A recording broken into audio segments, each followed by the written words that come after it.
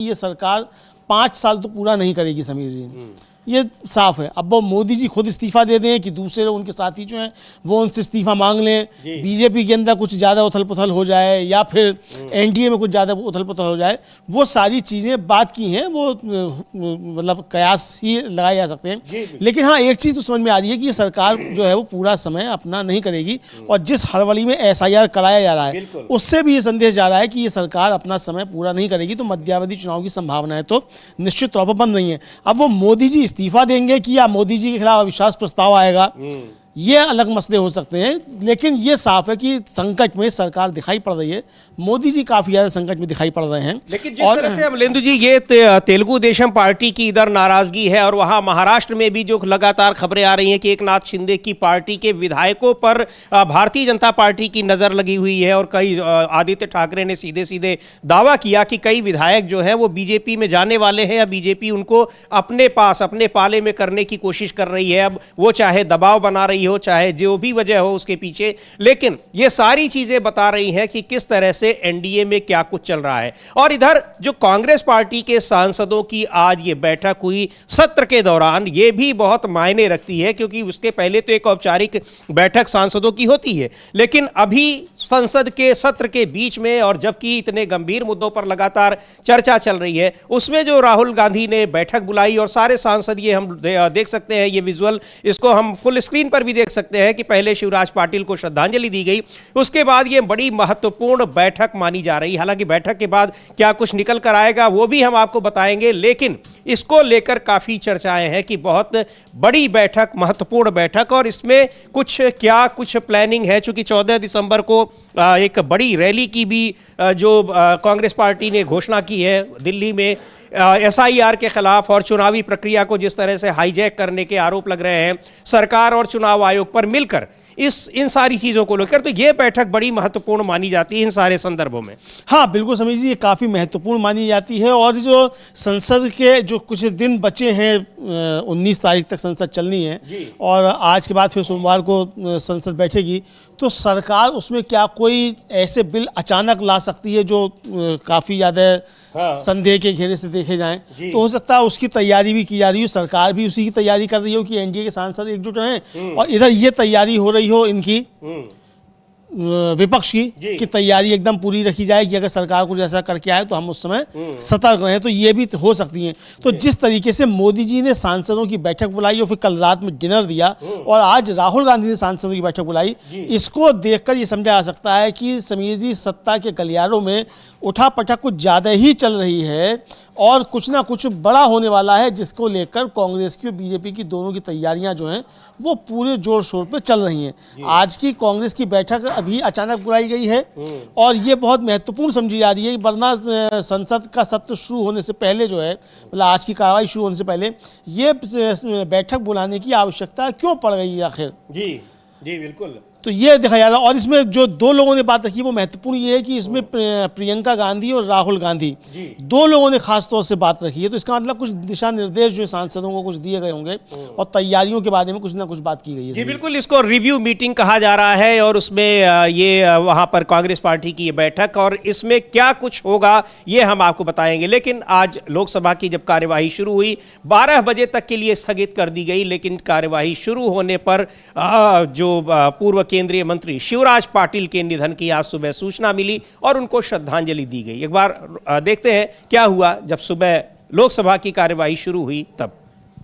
मुझे अत्यंत दुख के साथ आपको लोकसभा के पूर्व अध्यक्ष श्री शिवराज वी पाटिल जी के निधन के बारे में सूचित करना है। श्री शिवराज वी पाटिल जी महाराष्ट्र के लातूर संसदीय निर्वाचन क्षेत्र से 7वीं से 13वीं लोकसभा तक 7 कार्यकाल के लिए लोकसभा के सदस्य रहे। श्री पाटिल जी ने 1990 से 1991 तक लोकसभा के उपाध्यक्ष तथा 1991 से 1996 तक लोकसभा अध्यक्ष के रूप में अपनी सेवाएं दी। लोकसभा अध्यक्ष के रूप में श्री शिवराज पाटिल जी का उच्च कोटि की संसदीय मर्यादाओं के निर्माण में महत्वपूर्ण योगदान रहा। उनके नेतृत्व में लोकसभा में, संसद में विभागों के संबंधित समितियां, डीआरसीसी के गठन सहित कई पहल की, जिससे विधायकों के प्रति कार्यपालिका की जवाबदेही को और मजबूत करने में सहायता मिली। उनके कार्यकाल के दौरान उत्कृष्ट सांसद सम्मान की शुरुआत की गई। वे वर्ष 2004 से 2010 तक राज्यसभा के सदस्य भी रहे। श्री पाटिल जी ने केंद्र सरकार में गृह मंत्रालय सहित विभिन्न मंत्रालयों का कार्यभार संभाला। उन्होंने अनेक संसदीय समितियों के सभापति तथा सदस्य के रूप में भी अपना कार्य किया। उन्होंने पंजाब और राजस्थान राज्यों के राज्यपाल एवं चंडीगढ़ के प्रशासक के रूप में भी अपनी सेवाएं दी। श्री पाटिल जी 2 कार्यकाल के लिए महाराष्ट्र विधानसभा के सदस्य रहे। वे महाराष्ट्र विधानसभा के अध्यक्ष और उपाध्यक्ष भी रहे। उन्होंने महाराष्ट्र राज्य के मंत्री परिषद के रूप में भी अपनी सेवाएं दी। श्री पाटिल जी भारतीय संसदीय समूह, अंतर संसदीय संघ के राष्ट्रीय समूह तथा सीपीए भारत। तो ये शिवराज पाटिल को श्रद्धांजलि दी गई और 12 बजे तक के लिए सदन की कार्यवाही स्थगित की गई। 12 बजे के बाद सदन की कार्यवाही फिर शुरू हुई। इस समय क्या कुछ चल रहा है लोकसभा में, सीधे चलते हैं लोकसभा और देखते हैं कि क्या वहां हो रहा है। राहुल गांधी इस समय किसी मुद्दे पर बोल रहे हैं, देखते हैं क्या कुछ हो रहा है वहां। श्री किरण रिजिजू जी।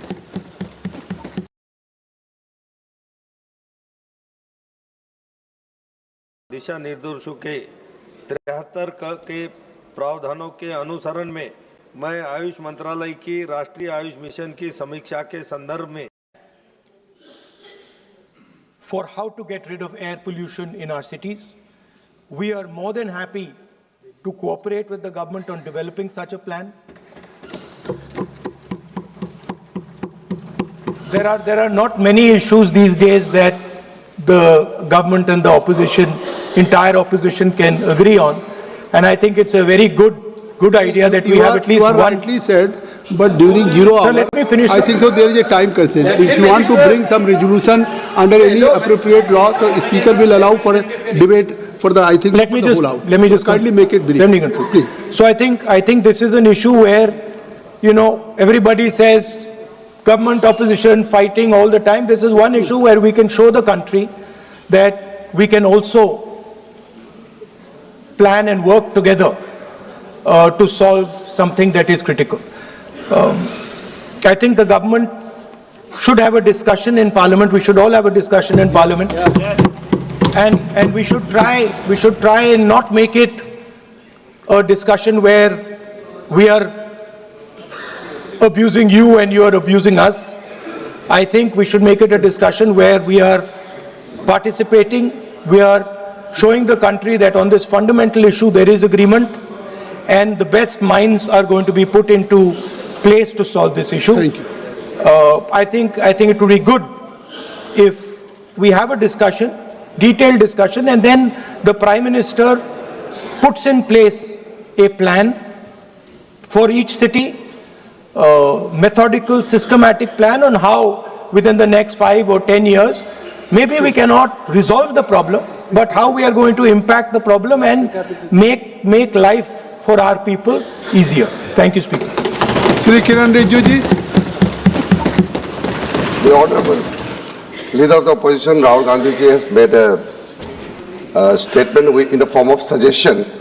The member of the Congress party in the Business Advisory Committee had also raised this issue, and some other parties, and from the government side also. And government from the day one had made our position very clear that on all important matters, government is ready to discuss and also to find out solution, taking along the suggestions from all the members, including the principal opposition party led by Rahul Gandhi ji.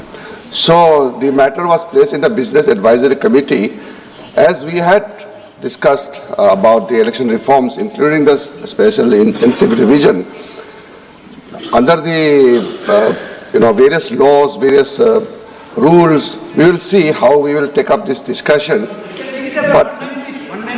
But we will, Please, the matter was brought in the BSc, so if let us he is take responding this on back to BSc. during 0 hour, so you can understand. Government is ready to discuss. No, you can understand. So just wait. Government is always prepared to have discussion under any rule, but only what the point I want to make is, since the matter was brought in the BSc, we will come back and let us see how we can structure the discussion into, and then we are ready to take up this matter. धन्यवाद. I think a good idea would be that we frame the discussion not on us saying what you have not done and not on you saying what we have not done, but simply saying that what are we going to do for the people in India in the future, what are the action steps that we need to take. So I would say that would be an interesting experiment to see if, instead of you blaming us and we blaming you, we can try and say on this one issue where we agree, there is no disagreement, where we say, listen, let us just talk about the future of the people. It is not a question of any blame game. I think so. Minister, Parliamentary Affairs Minister, you also responsible. Can kindly anybody wants to bring so in any form of the resolution and in BSc will take decision under the leadership of Honorable Speaker. Zero. Shri Ashuddin Owaisi sir, Ashuddin Owaisi ji. बहुत शुक्रिया sir. अरे मैं आपके जरिए से हुकूमत से इस बात का मुतालबा करता हूँ से अच्छा विषय उठाया, कि कौमी अरबी और उर्दू की जामिया मुल्क के मुख्तलिफ रियासतों में कायम किया जाए. मोहतरम चेयरमैन साहब, अरबी और उर्दू महज एक ज़बान नहीं है, बल्कि ये हमारी इस मुल्क एक अजीम तहजीबी विरसा भी है. और अक़वाम मुत्तहिदा के 6 ऑफिशियल लैंग्वेजेस में अरबी को माना गया, और ये हमारे एक सॉफ्ट पावर के लिए, हमारी एक तहजीबी डिप्लोमेसी में एक बहुत बड़ा रोल अदा करता है अरब दुनिया से ताल्लुकात को फ़रोग़ देने के लिए. दूसरी तरफ चेयरमैन साहब, उर्दू हमारे आज शेड्यूल में 22 ऑफिशियल लैंग्वेजेस में उसको जगह दी गई है. ये ज़बान इस मुल्क में पैदा हुई है. इस ज़बान ने अंग्रेज़ों की आज़ादी के ख़िलाफ़. तो यहाँ प्रदूषण के मुद्दे पर चर्चा हो, ये बहुत गंभीर मुद्दा है. इसको लेकर पहले भी बात हुई और आज राहुल गांधी ने शून्यकाल में इस बात को उठाया कि प्रदूषण के मुद्दे पर आरोप प्रत्यारोप से हटकर पार्टी लाइन से अलग जाकर, क्योंकि इसमें जान जा रही है तो सबकी जा रही है, आम लोगों की जा रही है, दिक्कतें हो रही हैं. दिल्ली में क्या हाल हो चुका है, पूरे दिल्ली एनसीआर में वहाँ 400 350 के करीब हमेशा पिछले 1-1.5 महीने से AQI बना हुआ है, यानी एयर क्वालिटी इंडेक्स, जो कि बेहद खराब या गंभीर सीवियर कैटेगरी में आती है. यानी यहां पर अगर आप खुले में सांस ले रहे हैं तो एक तरह से जहरीली हवा ले रहे हैं, और ये स्थिति पिछले 1.5 महीने से बनी हुई है. उस पर चर्चा की मांग की और कहा कि उस पर एक प्लान, एक ठोस सुझाव, एक रणनीति बनाए सरकार, एक कार्यनीति बनाए जिस पर अमल किया जाए. तो अब उस पर क्या कुछ हो रहा है, उस पर दूसरे मेंबर्स भी अपनी बात रख रहे हैं. लेकिन दिल्ली और एनसीआर में क्या हाल हो रहा है, ये आम लोगों को इससे जो दिक्कतें हो रही हैं वो साफ दिखाई पड़ रहा है. अस्पतालों में लोगों की संख्या बढ़ गई है जो एयर पॉल्यूशन की वजह से बीमार हो रहे हैं. सुनते हैं दिल्ली में एक नागरिक है, स्थानीय व्यक्ति, वो क्या कह रहे हैं, इस प्रदूषण से किस तरीके से नुकसान हो रहा है और लोगों को दिक्कतें हो रही हैं. पॉल्यूशन है और फिर इनमें कोई ऐसी ज़्यादा समस्या है, पॉल्यूशन की है बस ज़्यादा, और जो ऐसी कुछ दिक्कतें आ रही है, आंखों में जलन, सांसों में. हाँ, इतना हो रहा है, आंखों में जलन होती है, सांस लेने में प्रॉब्लम होती है. हाँ, इसमें कम लोग भाग आ रहे हैं आजकल. पहले कुछ ज़्यादा ही आते थे, अब तो बहुत कम आ रहे हैं. पॉल्यूशन में बहुत दिक्कत है भाई. इसमें तो आंखों में जलन है और सांस लेने में बड़ी दिक्कत है. यदि कोई सांस का आदमी बीमार हो, वो तो बेचारा घर से बाहर निकल ही नहीं सकता सर. और बीमारी पे बीमारी बढ़ती जा रही है दिन पे दिन. तो काफी परेशानी, बहुत परेशानी है. ऐसे में सरकार को ध्यान देना चाहिए. हाँ, सरकार को ध्यान देना चाहिए. अभी देखो ये गाड़ी आती है जो वैसे ही थोड़ा छिड़क के चली जाती है. लगातार पानी का छिड़काव होना चाहिए. हाँ, लगातार पानी का पेड़ों में भी होना चाहिए. जो पेड़ पे प्रदूषण है लगा पड़ा, देखो कितना प्रदूषण है. इससे पेड़ पे भी होनी चाहिए, कोई गाड़ी ऐसी होनी चाहिए जो पेड़ पे हमारे प्रदूषण हट जाए. और पेड़ों में पानी होना चाहिए. पेड़ बिल्कुल सूखे पड़े हैं. हमदर्द से लेके और तारा अपार्टमेंट तक पेड़ तो लगा दिए, उनको कोई देखभाल करने वाला नहीं है. तो प्रदूषण से दिल्ली एनसीआर में बुरा हाल है और उस पर चर्चा की मांग की राहुल गांधी ने और कहा कि इस पर संसद में चर्चा हो, एक प्रॉपर योजना बने। इसको लेकर सुप्रीम कोर्ट ने भी हैरानी जताई थी कि सरकारें केवल हर साल ये जाड़े के महीने में, नवंबर दिसंबर के महीने में जब बहुत ज़्यादा इसकी दिक्कत होती है, लोगों का सांस लेना मुश्किल हो जाता है, तो चिंता जताते हैं, उसके बाद साल भर फिर सब खामोश हो जाते हैं, कुछ नहीं होता है। तो अब ये संसद में उस पर चर्चा की मांग की है, लेकिन जरूरी मुद्दों पर चर्चा से सरकार लगातार भाग रही है। प्रियंका चतुर्वेदी हैं शिवसेना की सांसद, वो कह रही हैं कि जिन मुद्दों पर वास्तव में चर्चा होनी चाहिए उनको सरकार इग्नोर करती है, उनसे भागती है और ऐसे मुद्दों को लाने की कोशिश करती है जिससे सदन का भी समय बर्बाद होता है और उससे कोई हल नहीं निकलना है, ना ही वो आम जनता के मुद्दों से जुड़ा हुआ कोई मुद्दा होता है। सुनते हैं क्या कहा है प्रियंका चतुर्वेदी ने। The Vande Mataram instead of the SIR, the pollution hazard in the country right now, and between the indigo chaos. I think I totally agree with the sentiments of everybody in India with regards to the current challenges that the country faces were more urgent to be discussed on the floor of the House, especially when the House is in session. But it was the government which firstly through its notification had said that no member of parliament can raise slogans like Jai Hind and Vande Mataram, that they realized they were left red-faced, they had to withdraw that notification and come up with a concept of 150 years of celebration of Vande Mataram. While I totally agree with the sentiment of the people across this country, but what Vande Mataram discussion ended up doing was to burst a lot of fake narratives, the disinformation, misinformation that began from 2014 through WhatsApp channels, trying to change Wikipedia pages and trying to change history. So the real facts, the real chronology of Vande Mataram and how it became to be understood as the very soul of our nation, united Indians, 1.4 billion people as of today, but at that point in time, united Indians across the length and breadth of our geography to fight against the Britishers. So the relevance of it, the importance of it, and the true history of it is something which was, I think, something that we had lost from 2014 to 2025, and it resurfaced and it was rediscussed. So it becomes important that the generations to come should know the importance of Vande Mataram and the real chronology behind it, not the versions that BJP has been spreading ever since they came to power. So I am totally in agreement that we need SIR was urgent, unemployment crisis, the air pollution, the entire other issues, the SIR issues, the Goa fire tragedy, all of them equally important, and I hope that we can extend. तो जिन मुद्दों पर चर्चा होनी चाहिए, प्रदूषण है और भी बहुत सारे मुद्दे हैं, उन पर सरकार चर्चा नहीं करती है। SIR पर चर्चा हुई भी तो SIR पर क्या जवाब दिया गृह मंत्री अमित शाह ने, जिसका कोई सवालों से कोई वास्ता नहीं था। ये आरोप लगातार लग रहे हैं और इसी को लेकर कांग्रेस पार्टी के सांसद हैं सुखदेव भगत, वो भी कह रहे हैं कि जो सवाल SIR से और चुनाव सुधार से जुड़े हुए जो मूल सवाल थे उन पर सरकार ने कोई जवाब नहीं दिया और जवाब उनका सरकार के पास था भी नहीं, इसीलिए अभी तक वो चर्चा से भी भाग रहे थे। जब मजबूरी में चर्चा करानी पड़ी तो फिर उनके पास दिखाई पड़ा कि कोई जवाब नहीं है। सुनते हैं क्या कहा सुखदेव भगत ने। देखिए, मैं समझता हूं कि लगातार जो डेट अभी बढ़ाए गए 6 राज्यों का, तो मैंने कहा हड़बड़ का काम शैतान का होता है। तो इन चीज़ों को देखते हुए सरकार को हठधर्मिता नहीं, अगर वो वाकई चुनाव सुधार चाहती है तो वो प्रॉपर वे में डिस्कशन करने के बाद चीज़ों को लाए, ना कि इसे एक प्रतिशोध या बदले लेने की भावना के रूप में ले इसे।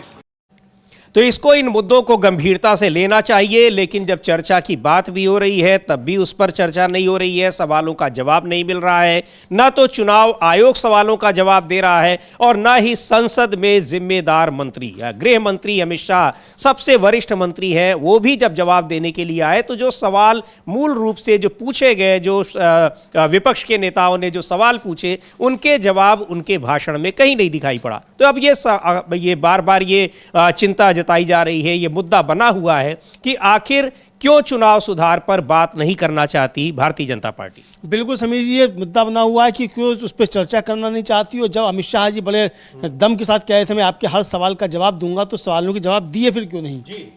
भाई आपने कहा मैं अपने मन से दूंगा, अपने क्रम से दूंगा, तो अपना क्रम से ही देते, लेकिन एक भी सवाल का जवाब तो आया नहीं। तो वो सवालों के जवाब अगर नहीं आए तो ये साफ तौर पर समझा जा सकता है कि आपके पास सवालों के जवाब हैं ही नहीं, इसीलिए नहीं आए। और जो चलिए विपक्ष आपके बायकॉट करके चला गया था, तो उसके बाद आप अपने लोगों को सुनाने के लिए देश तो सुन रहा था। हाँ, वो तो रिकॉर्ड में आता है आपका। हाँ, तो आप कम से कम तभी बताते कि भाई आपकी आगे की योजना क्या है, किस तरीके से आप करेंगे। तो ये साफ तौर पर जो है ये देखने में आया कि ये निश्चित तौर पर जो है एक तरीके से मतलब इनके पास कुछ है नहीं और सिर्फ बातों को का बतंगड़ बनाना और अपनी कमजोरियां छिपाने के लिए हल्ला गुल्ला मचाना, यही इस सरकार का काम रह गया। जी बिल्कुल। और ये SIR को लेकर जिस तरह से हड़बड़ी चुनाव आयोग दिखा रहा है, सरकार का उसको जो अगर विपक्ष की बात करें तो विपक्ष के आरोपों के मुताबिक सरकार का पूरा समर्थन उसको मिल रहा है। तो अब ये भी कहा जा रहा है अमलेंदु जी की राजनीतिक रूप से कुछ बड़ा होने वाला है या फिर कोई न कोई एक बड़ी किसी तैयारी में सरकार दिखाई पड़ रही है। ये आरोप बार बार लग रहे हैं। लेकिन SIR पर सरकार घिरी हुई है। समाजवादी पार्टी के सांसद है वीरेंद्र सिंह, उन्होंने भी कहा है जिस तरह से सुखदेव भगत कह रहे हैं या बहुत सारे सांसद इस मुद्दे को उठा रहे हैं, सरकार आखिरकार देखिए चुनाव आयोग को बढ़ानी पड़ रही है तारीखें, किस तरह से BLOs की जान जा रही है। लेकिन जब उसकी मांग पहले से हो रही थी तब चुनाव आयोग बिल्कुल अड़ा हुआ था कि हम नहीं बढ़ाएंगे और 1 महीने के भीतर आपको कराना पड़ेगा। अब एक बार फिर तारीख बढ़ानी पड़ी है 1 महीने तक। सुनते हैं वीरेंद्र सिंह को, समाजवादी पार्टी के सांसद, वो क्या कह रहे हैं। देखिए SIR की सीमा उनको बढ़ा देना चाहिए, लेकिन जिस चालाकी के साथ समय कम दे करके उन्होंने BLOs के ऊपर इतना दबाव बना दिया और BLOs ने आत्महत्या तक कर ली। और दूसरा जो सबसे महत्वपूर्ण और सबसे आश्चर्यजनक बात यह है कि उन BLOs ने, जितने BLO तैनात किए गए हैं, अपने डाटा को कंप्लीट करने के लिए बिना विजिट किए उन्होंने लाखों मतदाताओं को उन्होंने C कैटेगरी में डाल दिया है। तो ऐसी स्थिति में उन C कैटेगरी के मतदाताओं को कैसे जो है ठीक किया जाएगा, ये बहुत बड़ा चैलेंज है। हम लोग सारे अपने BLA हैं उनको लगाए हुए हैं, लेकिन जल्दीबाजी में जो BLO ने C कैटेगरी में मतदाताओं को डाल दिया है, जो एग्जिस्ट करते हैं मतदाता, उनको तो कचहरी का चक्कर लगाना पड़ेगा अपने आप को साबित करने के लिए कि हम भारत के नागरिक हैं। तो उनकी नागरिकता पर जो सवाल इन लोगों ने खड़ा किया है, वो सवाल चुनाव आयोग के लिए और जो है राजनीतिक पार्टियों के लिए सबसे महत्वपूर्ण, सबसे बड़ा है। और चुनाव आयोग को भी तो चुनाव आयोग पर सवाल उठ रहे हैं, लेकिन सरकार भी घिरी हुई है। और अब एक बार फिर रुख करते हैं लोकसभा का, क्या कुछ वहां चल रहा है। प्रदूषण के मुद्दे पर राहुल गांधी ने बोला और उस मांग की कि इस पर आरोप प्रत्यारोप से आगे बढ़कर इस पर कुछ करना चाहिए, ठोस रणनीति अपनाई जानी चाहिए। क्या कुछ अभी चल रहा है वो देखते हैं।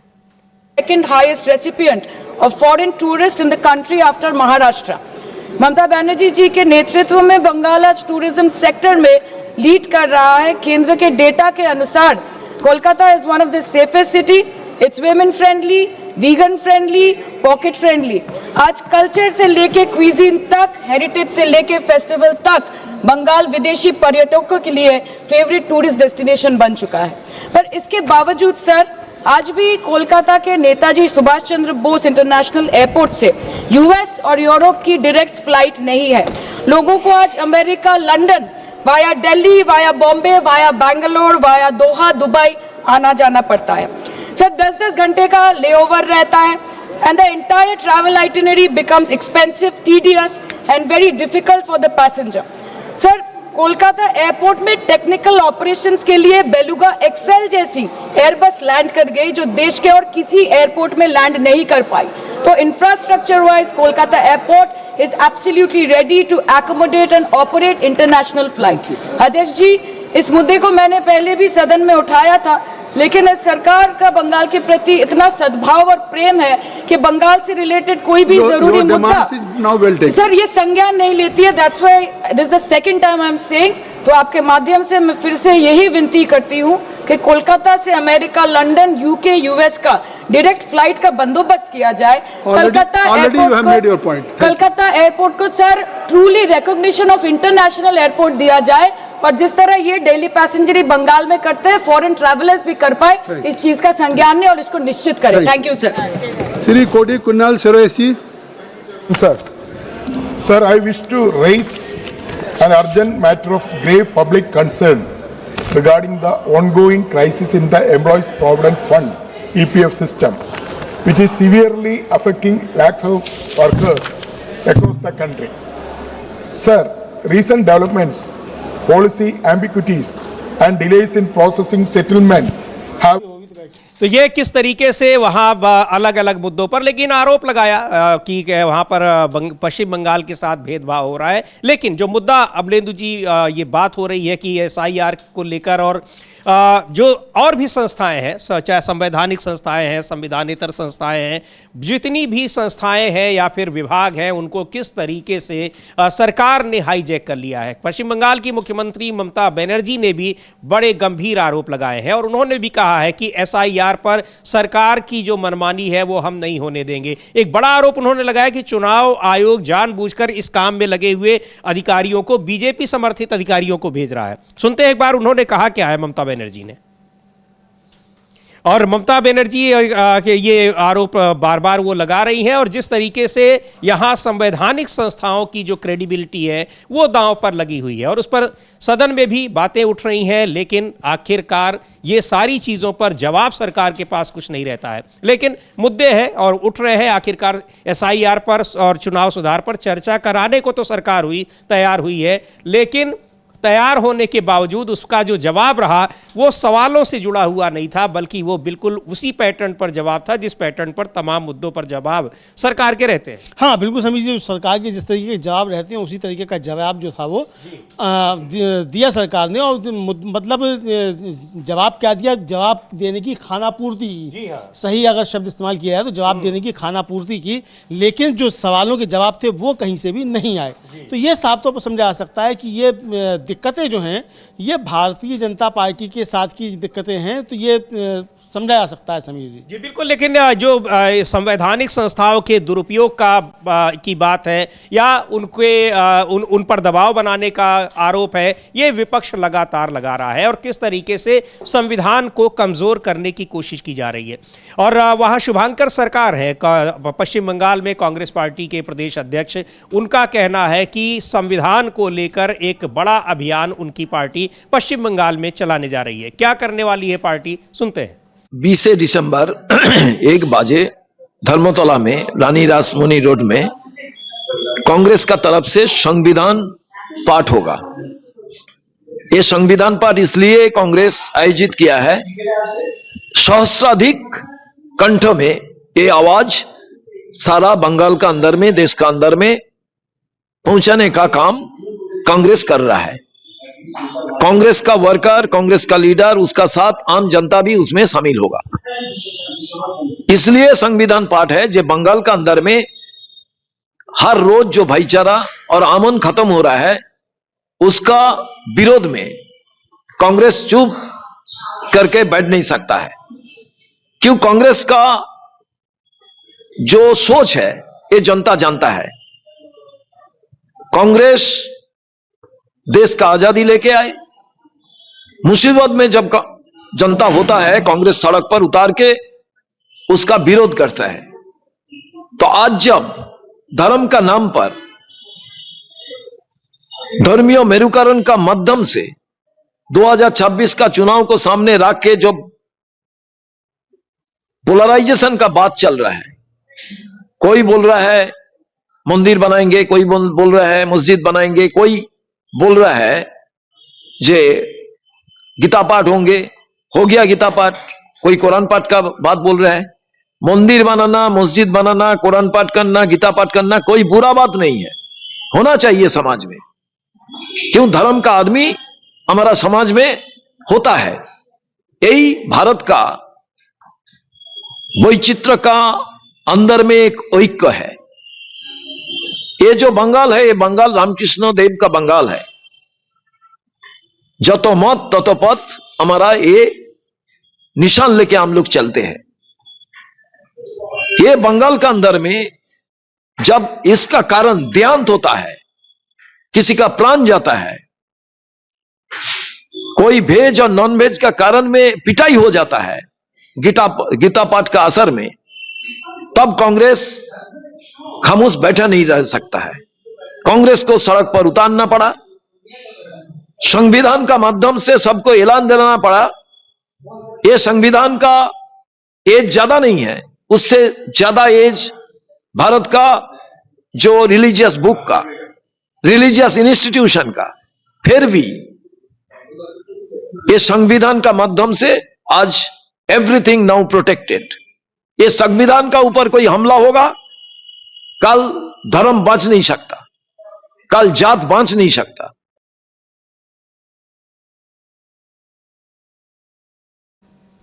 तो ये वहाँ किस तरीके से पश्चिम बंगाल में अब चूंकि राजनीतिक सरगर्मी वहाँ बढ़ रही है और वहाँ पर कोई मस्जिद बनाने की बात कर रहा है, कोई कुछ कर रहा है, तो उसी पर कह रहे हैं कि ये सारी चीज़ें अपनी जगह हैं, व्यक्तिगत चीज़ें हैं, इन पर राजनीति नहीं होनी चाहिए और कांग्रेस पार्टी संविधान बचाने के लिए वो सड़कों पर उतरेगी और 20 दिसंबर से उसकी शुरुआत हो रही है। वहाँ पर शुभंकर सरकार थे पश्चिम बंगाल प्रदेश कांग्रेस कमेटी के अध्यक्ष। उधर पश्चिम बंगाल की मुख्यमंत्री ममता बनर्जी भी संवैधानिक संस्थाओं के दुरुपयोग और उन पर किस तरह से दबाव बनाया जा रहा है केंद्र सरकार की ओर से, बीजेपी की ओर से, उसको लेकर बहुत सारे सवाल उठाए हैं। क्या कहा है ममता बनर्जी ने, सुनते हैं।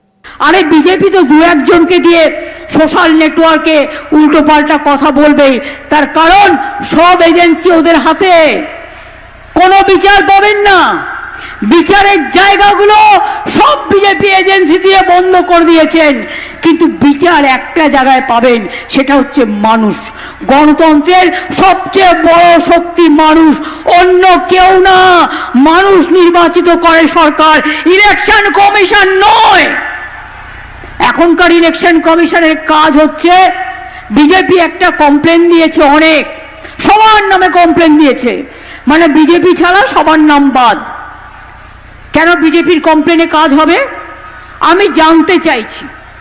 এটা আমার ভদ্রতা করে জিজ্ঞাসা ইলেকশন কমিশনের কাছে। বিজেপি চিঠি দিলেই সেটা রামায়ণ মহাভারত, আর বিজেপি চিঠি দিলেই নাম কাটতে হবে। বিজেপির আইটি সেল আপনাদের ভোটার লিস্ট তৈরি করে দেবে, সেই ভোটার লিস্টে আপনারা ভোট করবেন। আপনাদের এটাই তো পরিকল্পনা, মনে রাখবেন।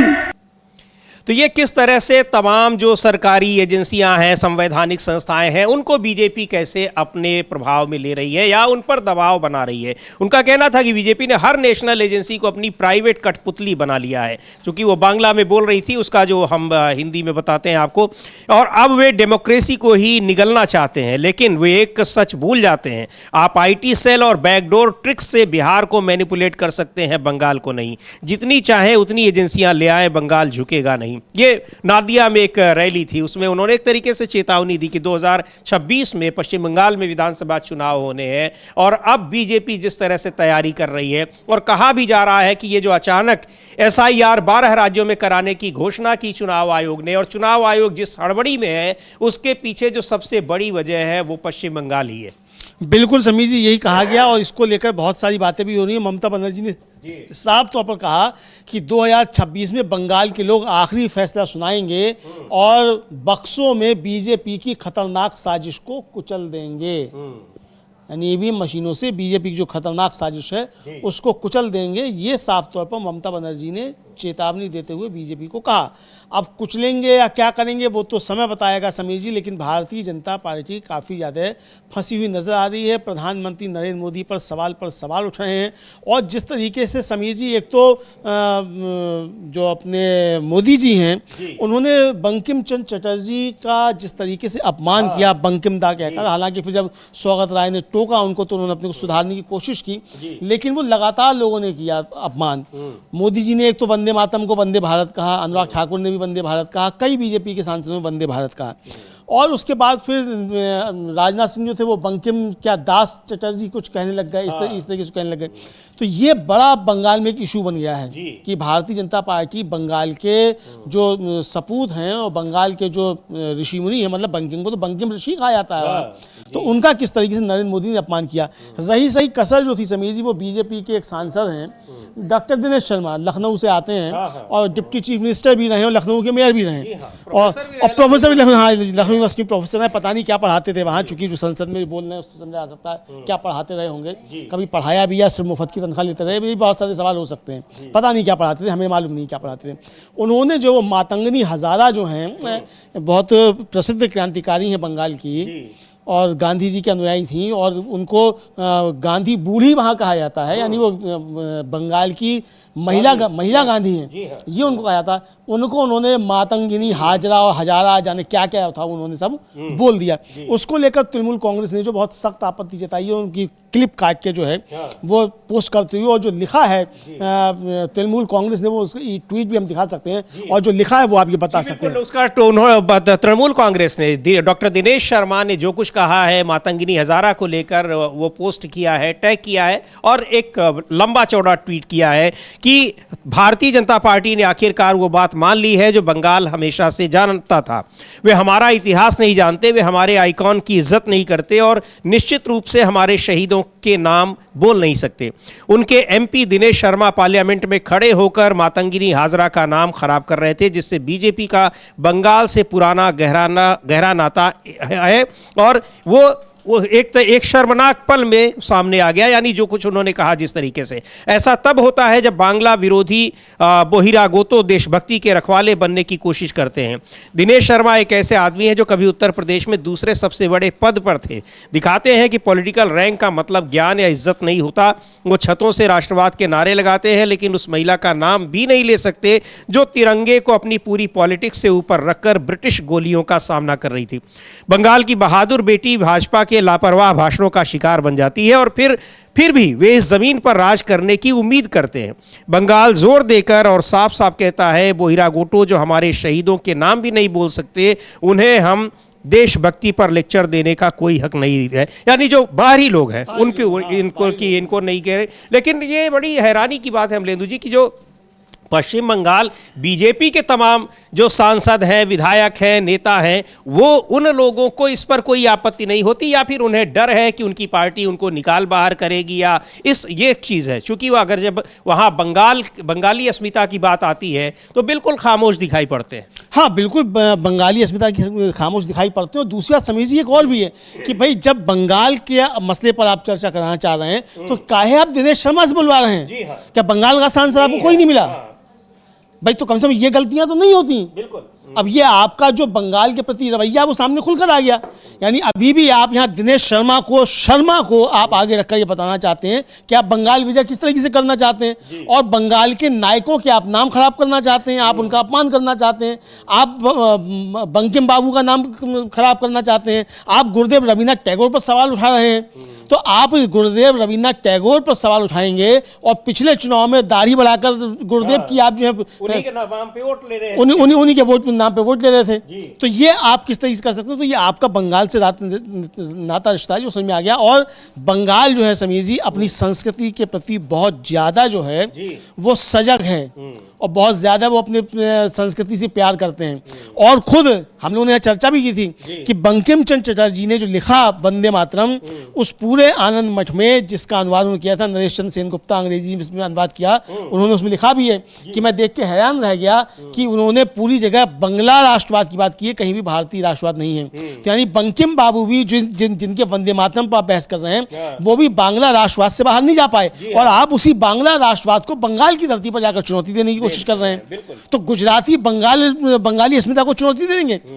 तो यही ममता बनर्जी कह रही हैं, यही जो तृणमूल कांग्रेस कह रही है कि आप बिहार में मैनिपुलेट कर सकते हैं लेकिन बंगाल में नहीं कर सकते, क्योंकि बंगाल अपनी अस्मिता के प्रति बहुत ज्यादा सजग है। बिल्कुल। और इसको लेकर वंदे मातरम पर चर्चा को तो बहुत उत्सुक रही भारतीय जनता पार्टी, चर्चा करा भी ली, लेकिन उस चर्चा के बाद जिस तरह से चौतरफा गिरी हुई है उसको अब समझ में आ रहा है कि आखिर हमने इस पर चर्चा कराई ही क्यों। चर्चा की मांग तो हो रही थी चुनाव सुधार, SIR और वोट चोरी पर, लेकिन बीजेपी को था कि वो अपने मुद्दे पर भी चर्चा कराएगी और आखिरकार घिरी। और कल जब राज्यसभा में इस पर चर्चा हो रही थी तो जयराम रमेश ने वंदे मातरम को लेकर बीजेपी और आरएसएस को किस तरह से घेरा, इतिहास के तमाम पन्नों को उन्होंने दिखाया कि क्या कुछ लिखा है और इस आरएसएस जैसे संगठन और बीजेपी के जो पितृ संगठन हैं उनका क्या रोल रहा है। एक बार सुनते हैं जयराम रमेश को, क्या कहा उन्होंने राज्यसभा में, और इसी तरीके से लोकसभा में भी बहुत सारी बहस हुई और आखिरकार आरएसएस को बहुत बुरी तरीके से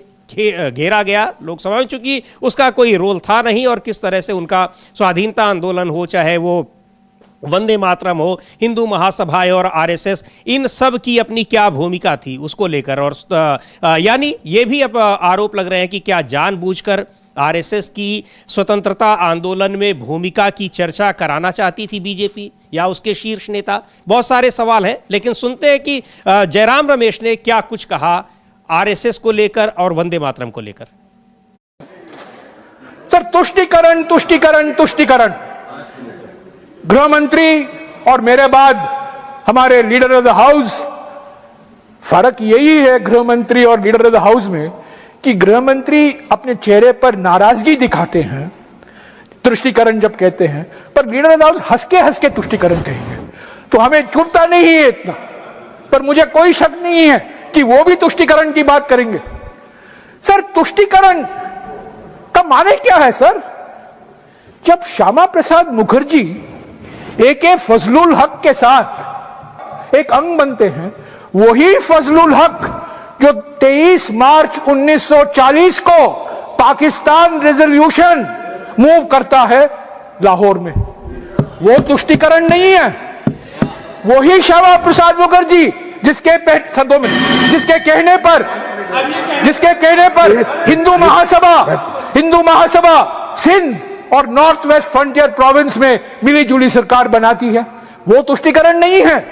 जब 4 जून 2005 को भारत रत्न, सर 2 मिनट में सर 2 मिनट में सर 2 मिनट समाप्त करें। नहीं, सर 2 मिनट में खत्म कर रहा हूं क्योंकि समय लिमिटेड है।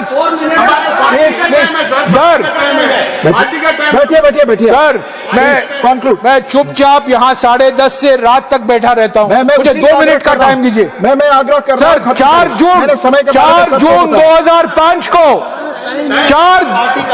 4 जून 2005 को भारत रत्न लाल कृष्ण आडवाणी जाते हैं कराची को और किसकी प्रशंसा करते हैं? नेहरू जी से इतनी नफरत है कि वो जिन्ना की प्रशंसा करते हैं। वो तुष्टीकरण नहीं है। 2009 में जिन्ना की एक बायोग्राफी छपती है, उसके लेखक कौन है?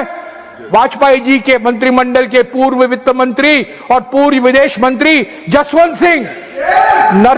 नेहरू से इतनी नफरत कि आप जिन्ना को गले लगाओगे? आपने लिख कर दिया तो सर, प्लीज नो, मैं यही कहूंगा सर।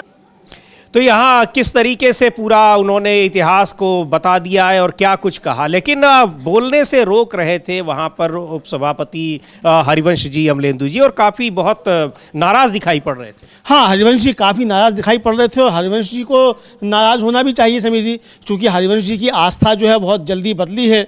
पहले तो खुद को समाजवादी कहते थे, हालांकि बहुत से समाजवादियों को लेकर भी चर्चाएं चलती रहती हैं कि आरएसएस के बहुत नज़दीकी रहते हैं, लेकिन वो दूसरे टाइप के समाजवादी होते हैं, नीतीश कुमार टाइप के। तो हालांकि आए तो नीतीश कुमार के यहाँ से ही हैं, लेकिन अब इनको आरएसएस पे क्यों इतनी हो रही है? और आपको याद होगा समीर जी, जब वो सीपी राधाकृष्णन के सम्मान में जो चर्चा चल रही थी, उसमें तो एक तो किस तरीके से मतलब आरएसएस से ज़्यादा बढ़कर जो थे वो खुद को स्वयंसेवक साबित करने की कोशिश कर रहे थे हरिवंश जी।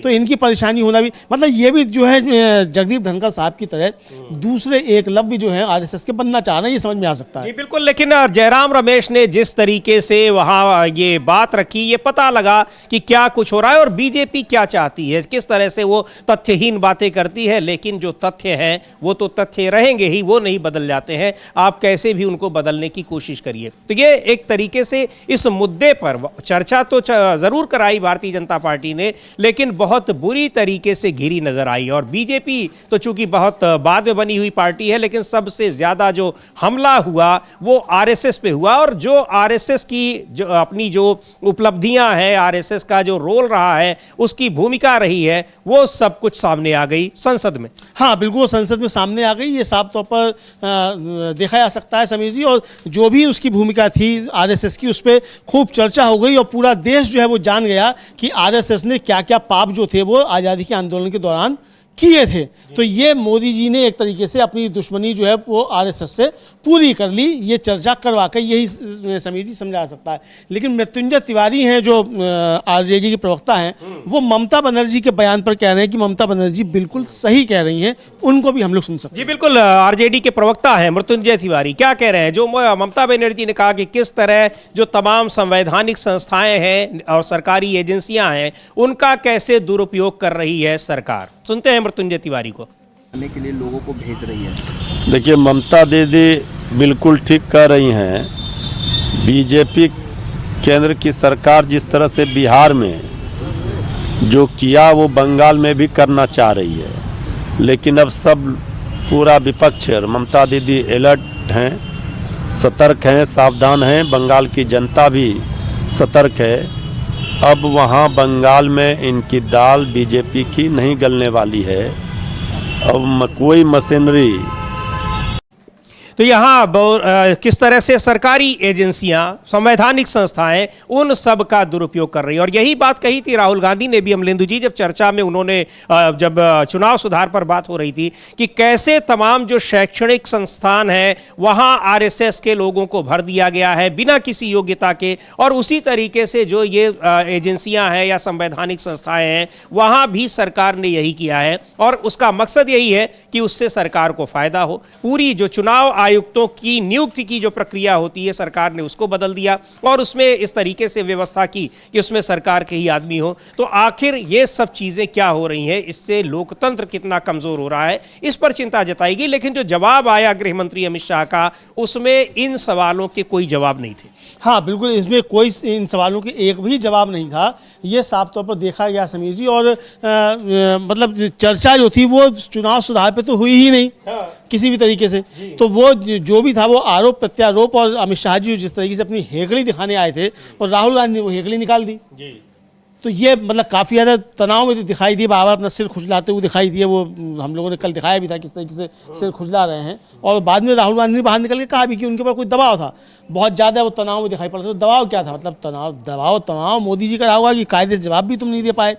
तो ये जवाब क्या दें जब जवाब है नहीं, वो दिक्कत तो यही है। नहीं ना, अब विपक्ष की तरह तो ये भी नहीं कहेंगे कि हाँ हमारी मिली भगत से ये हो रहा है, या चुनाव आयोग जो कुछ कह रहा है कर रहा है वो हमारे कहने पर कर रहा है। बिल्कुल बिल्कुल बिल्कुल बिल्कुल सही बात है। ये कह नहीं सकते, इसको स्वीकार नहीं कर सकते। और समस्या ये आ रही थी कि वहाँ जो था वो एक तरीके से स्थितियाँ ये बन गई थी कि स्वीकार करो कि आपकी मिली भगत है। अच्छा, जो जवाब दिए जा रहे थे उससे भी ये लग रहा था कि आपकी मिली भगत है। तो ये सारी चीज़ें सामने आई। लेकिन समीर जी, इस बीच जो टीएमसी के सांसद हैं स्वागत राय, वो शायद सिगरेट पी रहे थे सदन के बाहर। तो उनको लेकर शिकायत की गई है कि साहब उन्होंने जो है वो वहाँ सिगरेट पी। अब पी या नहीं पी हमें तो मालूम नहीं, पी नहीं पी, और पिए को नहीं पिए, संसद के बाहर को पी सकता है नहीं पी सकता है, पता नहीं क्या है। 500 रुपये का जुर्माना है सार्वजनिक स्थान पर पीने पे। तो अब वो सार्वजनिक स्थान है कि नहीं है, सार्वजनिक स्थान है तो बिना पास के हमको क्यों नहीं जाने देते भाई? पत्रकारों को भी बिना पास के नहीं जाने दे रहे हो, जिनके पास पत्रकारों के पास है उनको भी नहीं जाने दे रहे हो कि स्पेशल पास बनवाओ। अगर सार्वजनिक स्थान है तो हमको भी जाने दो भाई, हम भी सार्वजनिक स्थान पे खड़े होकर जो है बातचीत करें थोड़ी सी। यहीं से हम लोग न्यूज़ पॉइंट करते हैं, ये करते हैं, अपना ब्रेकिंग करते हैं। एक दिन वहीं पे सार्वजनिक स्थल जो है संसद भवन, उसके अंदर खड़े होकर करें। तो खोलो सार्वजनिक स्थल के रास्ते। तो पावर जो जुर्माना है सार्वजनिक स्थल पे है ना। तो अब वो पी रहे हैं, तो भैया उनका भी पक्ष आया है सौगत राय का कि वो क्या कहना चाहते हैं, वो भी हम लोग सुन सकते हैं। बिल्कुल, सौगत राय है, तृणमूल कांग्रेस के सांसद हैं, क्या कुछ कह रहे हैं, क्या आरोप लगाए बीजेपी के सांसदों ने और उस पर उनका जवाब क्या है? आरोप कुछ नहीं है। हाउस के अंदर सिगरेट पीना मना है, हाउस के बाहर ये खुला जगह में सिगरेट पीने में कोई पाबंदी नहीं है। और बीजेपी जो आरोप लगाता, उन्हीं का सरकार के समय दिल्ली में पोल्यूशन सबसे ज्यादा है, तो वो सब नहीं बोल के हमारा एक तो सिगरेट में कोई फर्क नहीं होगा, वो दिल्ली में पोल्यूशन कम करे। लेकिन जिस तरह से कल इसको लेकर राजनीति हुआ, नहीं, राजनीति तो होता है क्योंकि बीजेपी इज अंडर अटैक। विरोधी सब सपोर्ट कर रहे हैं, वो उसको डाइवर्ट करने का कोशिश कर रहे हैं और उसमें मीडिया भी कभी भागीदार हो जाते हैं। लेकिन जिस तरह से कल मंत्री जो बीजेपी, लेकिन अब इतना पूछ रहे हैं क्यों? बीजेपी का मंत्री कुछ बोला